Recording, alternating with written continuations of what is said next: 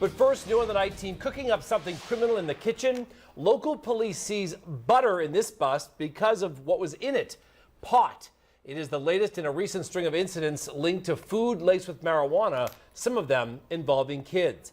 And that's got anti-drug advocates concerned tonight about treats made with marijuana getting into the wrong hands. Hi, everyone. I'm Dan Janik. Good evening. I'm Patrice Woods. Some of those snacks, like these cookies, can be legal for medical marijuana patients. The night team's Brian Crandall is digging deeper on the issue. Brian?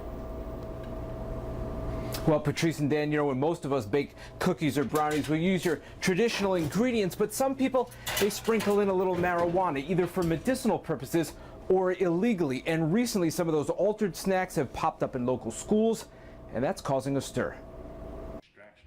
Oatmeal raisin cookies, but with another ingredient too, cannabis, made with pride by George DeRoche, a local medical marijuana patient and caregiver.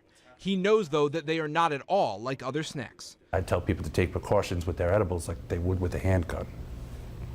They should be kept away from children and locked. Some anti-drug advocates like Nancy DiNuccio of Ocean State Prevention are raising concerns now about marijuana edibles. There's no controls over them, and youth get a hold of them, and instead of taking one little bite, which might be the dose of something, they're eating the whole cookie. Last week, a student at Charahoe High School was accused of selling pot-laced cookies, and several students in Providence were sent to the hospital and then suspended after eating marijuana treats.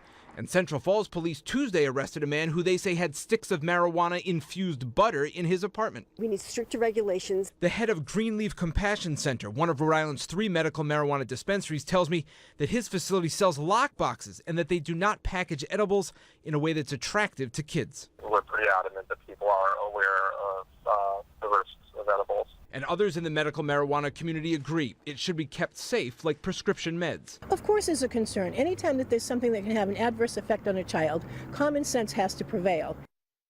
All